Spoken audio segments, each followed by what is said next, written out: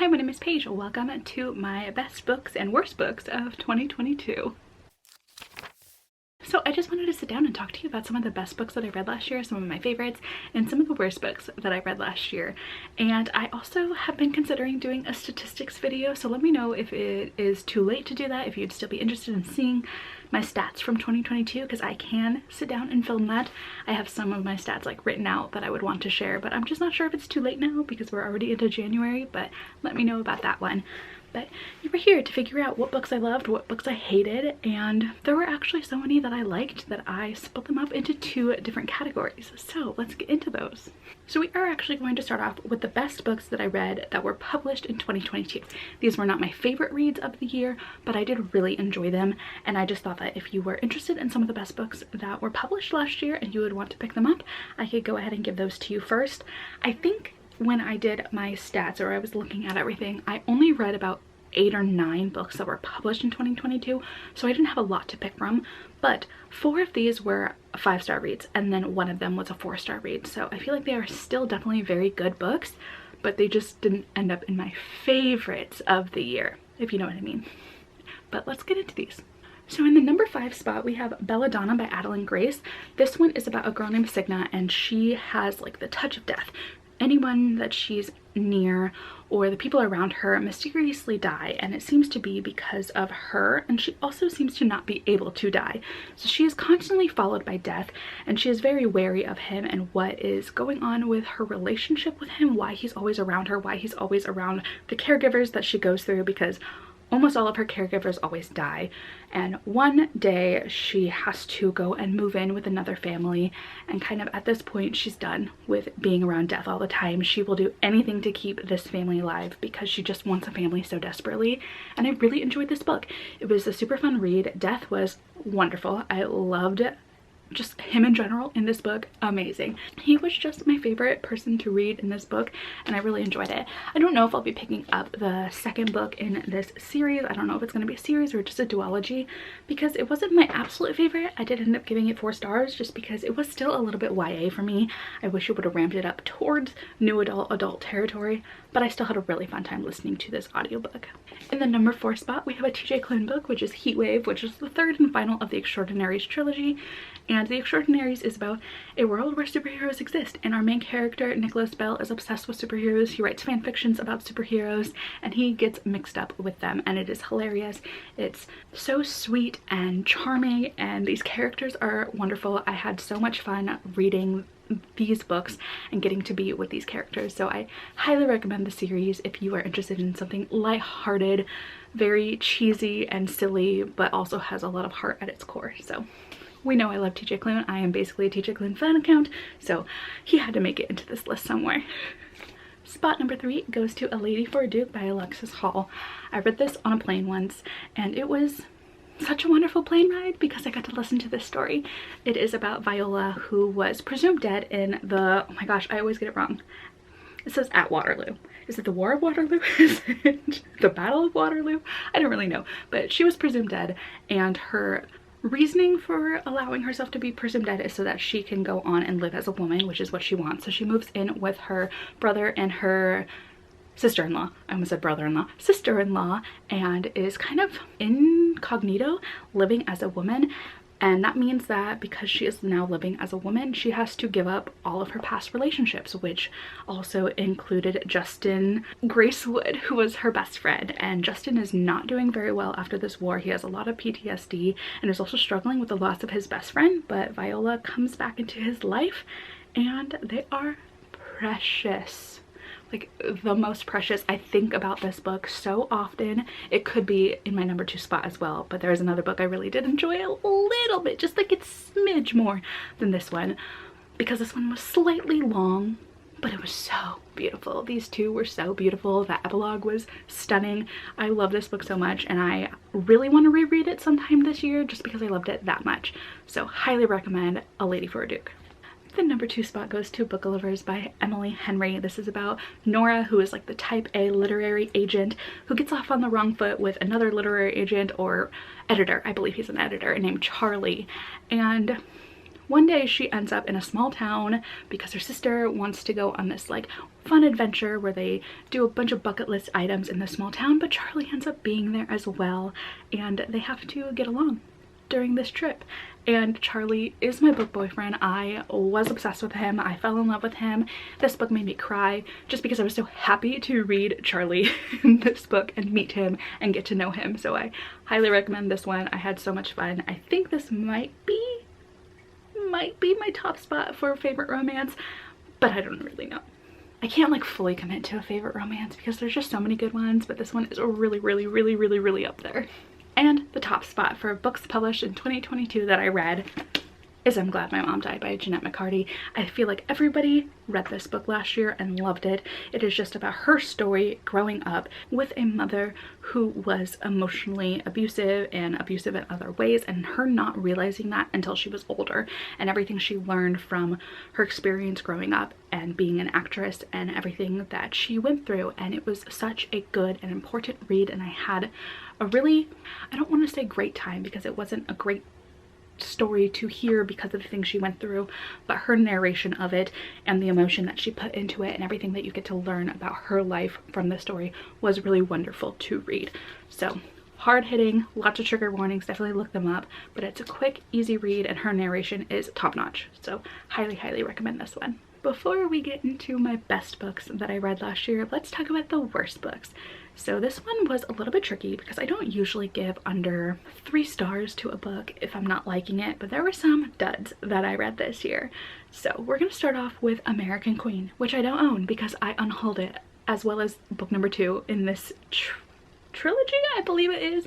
But basically it is about a woman, couldn't tell you her name, and she gets mixed up with the president and vice president of the United States, and it's a pretty spicy story, but the president in this story is a trash garbage human. I hated him so much, and I should have DNF'd book 1, but book 1 ended on a cliffhanger that made me pick up book 2, and book 2 was so bad I DNF'd it within like 40 pages.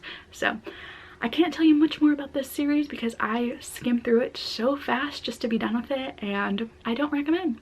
I did not like the writing, I did not like the characters, I rooted for nobody. The spiciness wasn't really great either. So we can be done talking about that series now. I'm a little scared to talk about number 4 because so many people like it, but I just did not. I did not like this one whatsoever, and it was The Rage of Dragons by Evan Winters. I gave this 2 stars, and I genuinely could not tell you a lot about this book besides it is about a man. I think his name was Tao? Unclear on that one, but he is on a revenge journey because he has some significant losses at the beginning of the story, but he is only out for revenge. He doesn't think about anybody or anything other than revenge the entire story. And I swear this book was a 500-page fight scene. Every single chapter always had a sword fight in it or some other sort of battle in it, and it was so exhausting to read that I genuinely wanted to DNF it at every single chapter. But I was pushing through for a vlog that I read it in, and the only character that I ended up liking in the story, something happens to them at the end, and I was not a fan of that part either. So I was very angry by the time I got to the end of this, and yeah, I do not recommend it. I will not be reading further into it. I just did not feel like it had any substance besides fight scenes and this man's unhinged quest for revenge. But I am also not a big battle scene type of person. I've always tuned those out in movies and books and everything. So if you are interested in battle scenes and whatnot, then this might be the book for you. It just was not for me at all. There were a few other issues I took up with it too, and I did include those issues in my vlog, but I'm not gonna get into them here. But yeah, I don't recommend it, but if you are interested or if you did like it, then I'm sorry for hating on a book you liked. Our number 3 spot goes to The Year We Fell Down by Serena Bowen. I just took issue with a lot of the things that were happening in this book, particularly our male character in this. I just felt like he was not a good love interest, and some of the things that he does in this book were just so frustrating because he really only thought about himself, and our, what's the word, heroine was kind of a pushover and let him kind of get away with a lot of things that he should not have gotten away with. So it was just not a romance for me. I didn't really enjoy it, but we will come back to the series in a second. My number 2 spot is going to go to Oh William by Elizabeth Strout. I have since unhauled this book, but this was a book that my mother picked out for me on a trip that we went to Santa Barbara, California, and I decided that it would be kind of fun to pick out a book for each other, and she was on board with that. So I picked out The Bodyguard for her by Catherine Center, and she picked out this one because I had told her I like second chance romances, people who were friends and have come back to each other, and the back of this book made it seem like that was what we were getting, that we were supposed to be getting a woman and her ex-husband who kind of always had a thing for each other and never really gave that up after they divorced, and it sounded like they would come back together, and it was not that. It made no sense. I could not get on board with the writing style. It was just so strange, and I can't really explain much else about it besides it's this woman who has kind of a narcissistic ex-husband, and when something goes on in his life, she kind of lets him back into her life, and it's her going on this journey of how she feels about him again because they've never fully lost touch, and that's all I'll say, because I don't really remember much else about it. But I do not really recommend it, and I only found out after I had finished the book and going, what the hell did I just read, that it was part of a series. It was like book 3 or 4. I'm not really sure. So maybe if I had the background for the other books, I would have liked it, but this one just did not do it for me whatsoever. For our #1 worst book, it is The Understatement of the Year by Serena Bowen, and I went into a full tangent rant about it in this video if I can remember to link it, so I'm not going to say too much about it. Besides, I have never read a male-male romance with so much rampant homophobia than this book. This was so terrible to read. I felt sick to my stomach the entire time I was reading it, and it really brought back some of those moments in some of the other Serena Bowen books and even Elle Kennedy books that I really hate, and those are that these authors tend to have the same arc with every male-male romance where outside forces really don't approve of these men's relationship, or one of them is so internally homophobic that they are unwilling to give their romance a chance until the very end. And it just got so frustrating to read this book that I had to give it a 1. There were so many awful things that happened to one of the characters in it that just kind of got glossed over, and one of the characters was such a pushover while the other one was so adamant about keeping the relationship secret but wanting so much from the other man in the relationship. It was just so unbalanced and it was disgusting. I really do not recommend this series whatsoever, and I don't know if I will ever read a Serena Bowen book again, and I might not even read an Elle Kennedy one again, because I feel like it's the same thing over and over again. It's always homophobia that is keeping these men apart, and it's just not okay to me. It really frustrates me, but I went on a full rant in that video that like I said. So if you want to hear my very angry thoughts about this book, it's all in there. I did not hold back. I was so pissed, and I'm still so pissed when I think about this book. But yeah, that is definitely the worst book that I read in 2022. And it sucks too, because it made me step away from an author I thought I enjoyed their romances, and I don't trust them anymore. So I'm glad that I know that now, and I know what I won't be reading from those authors.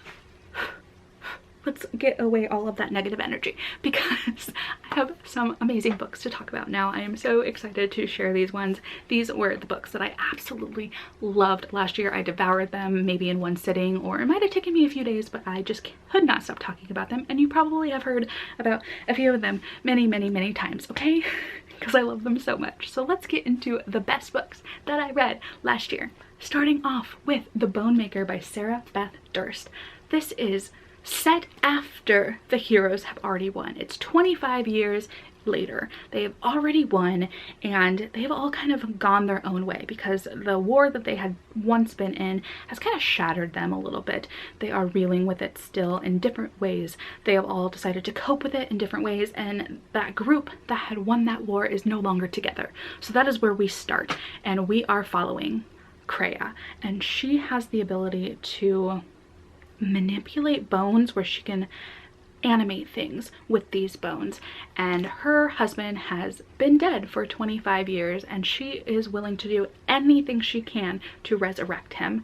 And as she's trying to go about this, she has finally figured out how to do this. The person that they battled 25 years ago is maybe possibly coming back, and so this group needs to band back together and figure out what the hell is happening. Is that person that we defeated actually here, or is it somebody else who's trying to like step into his shoes? So it is this group of older people now trying to re-navigate a war that they have already won, and it's the heartbreak and the devastation that they are left in that they now have to like rework through, and the relationships that they have lost that they have to mend, that made this book so freaking good. I loved it so much. And I did talk about this in a video that has not come out, and I don't know when it will come out, so I'll say it here, that this felt like if I were reading the Six of Crows characters 25 years later. I felt like I could connect a few of these characters to those same personalities, and I felt like I was going on the Six of Crows future journey. Like I had that nostalgic feeling for a group of characters that I never actually went on their initial journey with them. It just felt so similar, and I think that's what made this book so good, was because you felt like you had already been on this journey with them even though you just met them at this point in their life, and it was just so well done. I really enjoyed reading this book, so highly recommend. It was definitely a 5-star for me. In our 4th spot, we have Maybe in Another Life by Taylor Jenkins Reid. So this one kind of took me by surprise. I knew I liked Taylor Jenkins Reid's books because I've read a few, given them 4 to 5 stars, but I didn't know if I would love this one. I hadn't heard a lot of people talk about it. It's not a big one that I have personally seen a lot, but I saw somebody on TikTok say that I bet I can get you to read a book with one quote, and they highlighted a quote in this, and I thought it was so beautiful that I decided to put it to my TBR, and I read it and I loved this story. So essentially this is about Hannah, who has moved back into her hometown of LA, I think it is, and she goes out to dinner that night with her best friend and her best friend's boyfriend, and she also runs into her high school ex-boyfriend, and she has to decide if she's going to go home with her high school ex-boyfriend or if she's going to go home with her best friend and her best friend's boyfriend and hang out for the night.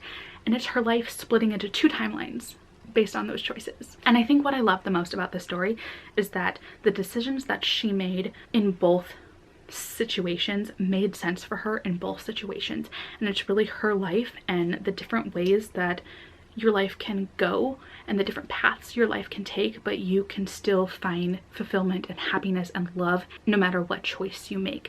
And I really liked that. And it also had another element of some things are always meant to be, but maybe not others, and you are going to live the life that you need no matter what.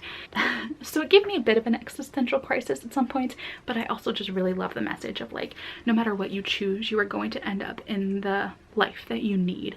And I just thought it was so beautiful. It was so beautiful. And the quote at the end is my favorite quote of the year. It will be the best book quote I've ever read in my entire existence, and I loved it so very much.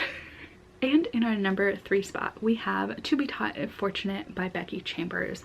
And I read this on a plane one time, and I'm so glad nobody was sitting next to me because I was crying the entire time. It was just such a moving story. It's a novella and it's a quick read, but it has so much in it that really resonated with me.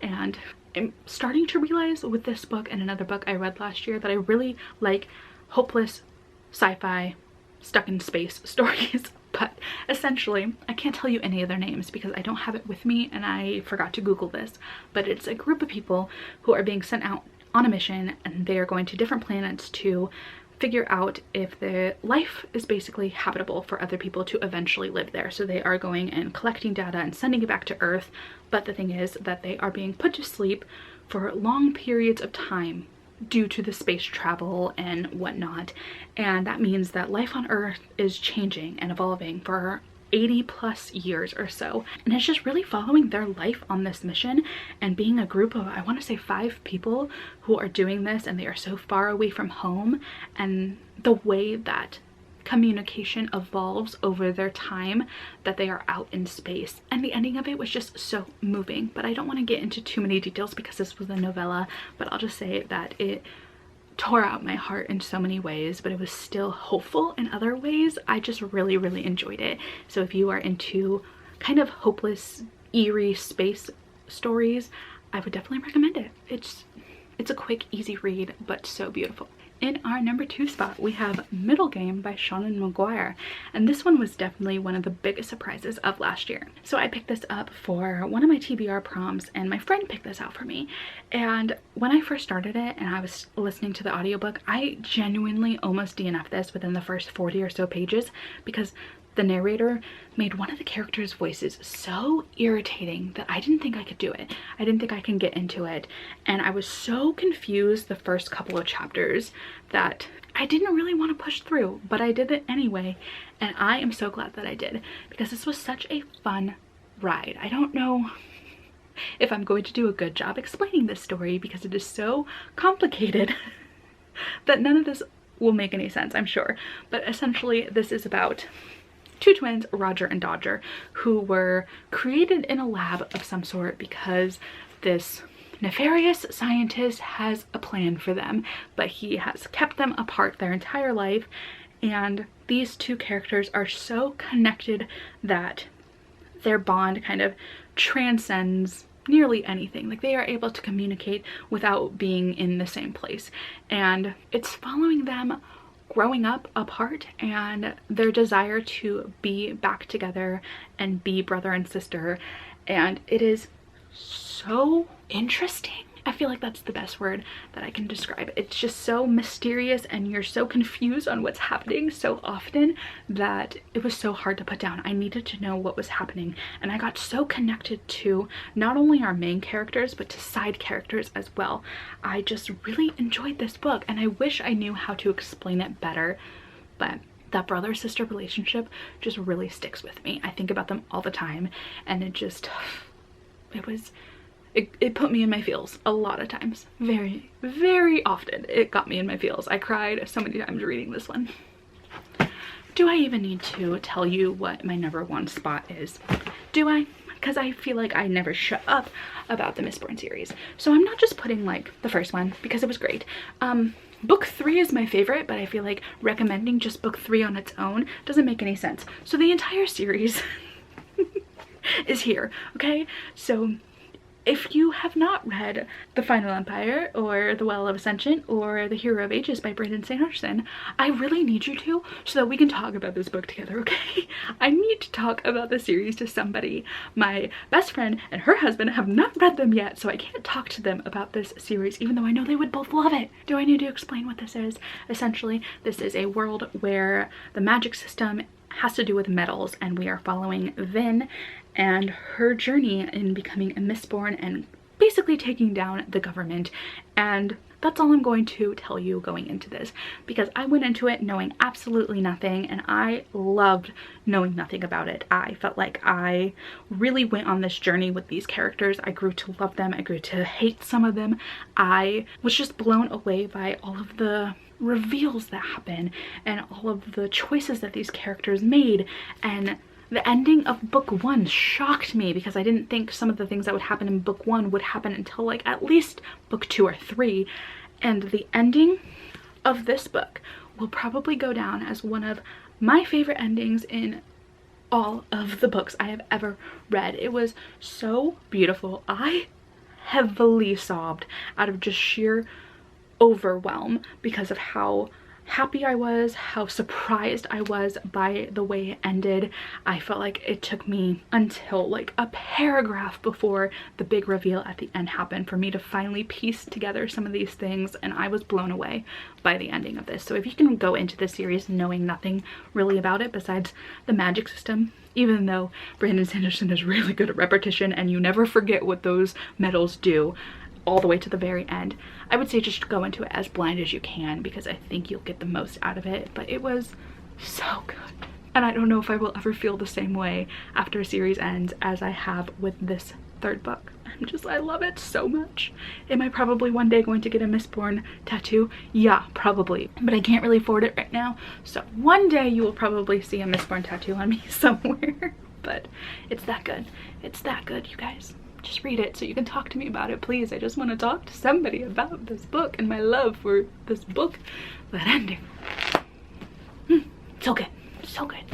Alright, we have come to the end of this video. Let me know if you have read any of these and how you felt about them. And if you have read Hero of Ages, find my Instagram in the description and message me, please, so I can talk to somebody about it, because I just want to talk about it, okay? I love it so much. But yeah, I also have my Discord in the description if you want to chat with me about books over there. But I think that is all that I have to say, so I will see you in my next video, which should be out very, very shortly. Alright, goodbye.